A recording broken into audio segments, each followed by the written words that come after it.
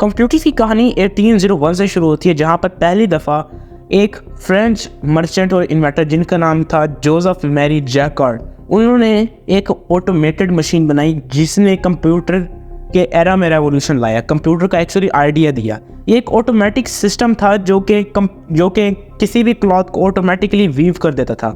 उस ज़माने में किसी भी क्लॉथ को वीव करना और बेचना कोई आसान काम नहीं था, कोई भी ऑटोमेटिक सिस्टम का आइडिया भी नहीं था उस वक्त, सारा काम मैनुअली होता था। अब ये जो मशीन थी ये खास किस्म का लूम था जो कि पंच्ड वुडन कार्ड्स को यूज़ करता था, यानी लकड़ी के कार्ड्स होते थे जो कि ऐसे एक तरह से सोलन होते थे, जो कि ये कार्ड्स यूज़ करके एक मशीन बनाई जो कि मशीन ऑटोमेटिकली कपड़ों को वीव कर देनी थी। अब ये जो अंदर मेन चीज़ है वो है पंच्ड वुडन कार्ड्स। अब ये जो वुडन कार्ड्स हैं यही आगे जाके बहुत सारे कंप्यूटर्स में यूज़ हुए। अब कहानी चली जाती है 1821 में, जहाँ पर एक इंसान, एक इंग्लिश मैथमेटिशियन जिनका नाम था चार्ल्स बेबेज, इन्होंने एक ख़ास किस्म का कैलकुलेटिंग इंजन बनाया जो कि स्टीम से पावर लेता था, इलेक्ट्रिसिटी से पावर नहीं लेता था। उस वक्त कोई कॉन्सेप्ट था भी नहीं कि इस तरह इलेक्ट्रॉनिक्स को इलेक्ट्रिसिटी से पावर किया जाए। अब ये जो कंप्यूटर था इसका साइज आप पिक्चर में तो देख ही सकते हैं, इसका नाम था डिफरेंस इंजन या स्टीम इंजन आप कह सकते हैं। ये डिफरेंस इंजन था जो कि ब्रिटिश गवर्नमेंट ने इसको फंड दिया था, लेकिन उसके बावजूद ये बहुत सारे कैलकुलेशन करने में फेल हो गया था। इतना बड़ा साइज़ और इतनी पावर इसको मिलने के बावजूद ये सिर्फ और सिर्फ टेबल्स ही कैलकुलेट कर सकता था नंबर की, यानी कुछ हद तक मल्टीप्लिकेशन कर सकता था। अब आगे जाके यही इंसान एक और कंप्यूटर बनाता है जिसको एनालिटिकल इंजन कहते हैं, और इसके अंदर फंक्शंस कुछ ज़्यादा होते हैं। ये एक्चुअली एक बहुत बड़े प्रिंटिंग प्रेस का एक छोटा सा पार्ट होता है जो कि समझ लें एक कंप्यूटर की तरह ये काम करता था। यहाँ से एक्चुअली शुरू होता है कंप्यूटर का आइडिया, और मसला ये था कि यहाँ पर इसके लिए कोडिंग करनी पड़ती थी। प्रोग्राम कैसे लिखेंगे इस कंप्यूटर के लिए? कंप्यूटर तो हमने बना लिया, तो इसके लिए सबसे बड़ा क्रेडिट जो जाता है वो जाता है एक इंसान जिनका नाम था एडा लवलेस। अब ये जो थी इन्होंने पहली दफ़ा प्रोग्रामिंग का आइडिया दिया। उस वक्त कोई इस तरह वर्ल्ड वाइड प्रोग्राम नहीं चलते थे, कोई प्रोग्रामिंग लैंग्वेजेस नहीं होती थी इस तरह जैसे कि आज जावास्क्रिप्ट है। आप हर कंप्यूटर पे जावास्क्रिप्ट लैंग्वेज को यूज़ कर सकते हैं, कोई भी देखने की ज़रूरत नहीं कि कौन सा कंप्यूटर है। उस वक्त हर कंप्यूटर की अपनी लैंग्वेज होती थी जो कि प्रोग्राम करना बड़ा मुश्किल होता था।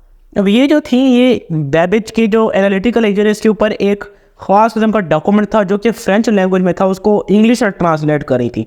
अभी जिस इंसान ने ये हमें इंफॉर्मेशन दी है उस इंसान का नाम है एना साइफर्ट। अब इस इंसान ने कहा है कि ये जो एडा लवलेस हैं उन्होंने जब ये ट्रांसलेट किया डॉक्यूमेंट तो उन्होंने अपने कमेंट्स भी दिए इस ख़ास किस्म के इंजन में, इस ख़ास किस्म के डॉक्यूमेंट्स में, और ये डॉक्यूमेंट बहुत ही बड़ा हो गया उसकी एक्चुअल लेंथ से। यहीं से इसी डॉक्यूमेंट के अंदर ही एडा लवलेस ने लिखा कि कैसे एल्गोरिथम्स को जो है ब्रेक करते हैं स्मॉल पार्ट्स के अंदर, उसको कैसे कोडिंग करके प्रोग्रामिंग करके कंप्यूटर्स के प्रोग्राम्स बनाए जा सकते हैं। अब ये जो मॉडर्न कैलकुलेटर यूज़ करते हैं आज, ये 1853 में बनाया था एक स्वीडिश इन्वेंटर जिनका नाम था पर जॉर्ज। अब याद रखिएगा ये जो जॉर्ज है, इस जॉर्ज के आखिर में ई नहीं है, जी पे स्पेलिंग ख़त्म हो जाते हैं। और उसका एक बेटा जिसका नाम था एडवर्ड, उन्होंने पहली दफ़ा एक प्रिंटिंग कैलकुलेटर डिज़ाइन किया था जो कि किसी भी टेबुलर डिफरेंस को स्क्रीन के ऊपर दिखा सकता था, शो कर सकता था। अब मैंने जो पंच कार्ड वाली बात की थी शुरू में, वो यहाँ अप्लाई होती है कि एक इंसान जिनका नाम था हरमन होलरिथ, उन्होंने पहली दफ़ा एक कंप्यूटर बनाया जो कि पंच कार्ड को यूज़ करके कैलकुलेशंस करता था। अब ये जो शुरू में कंप्यूटर्स थे इसके ऊपर ज़्यादातर प्रोग्रामिंग के लिए नहीं बनाए गए थे, ये कैलकुलेशन करने के लिए सिर्फ और सिर्फ कैलकुलेटर्स के तौर पे बनाए गए थे। एडा लवलेस ने हाँ एल्गोरिथम्स का आइडिया ज़रूर दिया था कि हम प्रोग्राम इस तरह बना सकते हैं, लेकिन उस आइडिया को बहुत देर बाद जाके एंटरटेन किया गया था। 1890 में यूएस का सेंसस करना था। सेंसस से मुराद है कि एक मुल्क में कितने लोग रहते हैं उसको कैलकुलेट करना था। अब इस कैलकुलेशन में यूएस गवर्नमेंट को तकरीबन उस वक्त के $5 मिलियन लग रहे थे जो कि इस इंसान की वजह से बच गए थे, और कई सालों की कैलकुलेशन लगनी थी लेकिन इस कंप्यूटर की वजह से बच गए थे। अब आगे जाके ये कंप्यूटर और मॉडर्न होता गया। 1931 में एक ख़ास टेक्नोलॉजी के इंस्टीट्यूट में एक इंसान जिनका नाम था वैनवर बुश, उन्होंने एक और कंप्यूटर बनाया जो कि पहले कंप्यूटर से बहुत ज़्यादा डिफरेंट था, और इसका नाम भी डिफरेंशियल एनालाइज़र था। अब ये पहली दफ़ा एक जनरल पर्पस कंप्यूटर था, यानी ये सिर्फ कैलकुलेटिंग के लिए यूज़ नहीं होता था, ये और बहुत से पर्पसेस के लिए यूज़ हो सकता था। और एक बहुत ख़ास बात इसके बारे में ये थी कि एक लार्ज स्केल पे चीज़ें कैलकुलेट कर सकता था। अब 1936 में एलन ट्यूरिंग, एक ब्रिटिश साइंटिस्ट और मैथमेटिशियन, इन्होंने एक और ख़ास किस्म का मतलब एक कंप्यूटर बनाया जो कि एक्चुअली कुछ भी कैलकुलेट कर सकता था, कुछ भी, यानी कि जो चीज़ कैलकुलेट हो सकती है वो कैलकुलेट कर सकता था, बेशक वो डिवीजन हो, वो मल्टीप्लिकेशन हो, एडिशन हो, सब्ट्रैक्शन हो, या कोई भी और चीज़ हो, कोई भी और चीज़ जो कि कैलकुलेट हो सकती है, आप सोच सकते हैं कैलकुलेट करना, वो ये कंप्यूटर कर सकता था।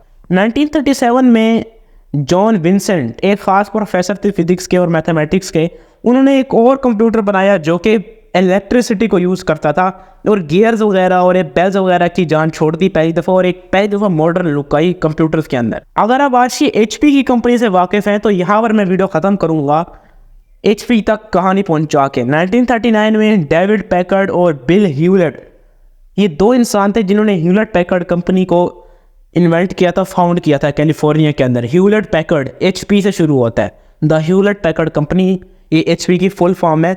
अभी जो पेयर है इसका नाम भी एक टॉस करके डिसाइड किया गया था इस कंपनी को। इस कंपनी का जो पहला हेडक्वार्टर था वो पैकर्ड के जो गैरेज है उसी के अंदर था, बाद में जाके इतनी बड़ी एक कंपनी बनी। अब इसके आगे आपको पता है कि क्या हुआ, ह्यूलेट पैकर्ड एक प्रॉपर कंप्यूटर कंपनी थी, आगे चलते गए और बहुत सारे रेवोल्यूशन आते थे कंप्यूटर्स के अंदर। तो आगे मेरे ख्याल से वीडियो ख़त्म कर देनी चाहिए। अगर आपको वीडियो अच्छी लगी तो लाइक ज़रूर करिएगा, एक पॉजिटिव कमेंट ज़रूर लीव कीजिएगा।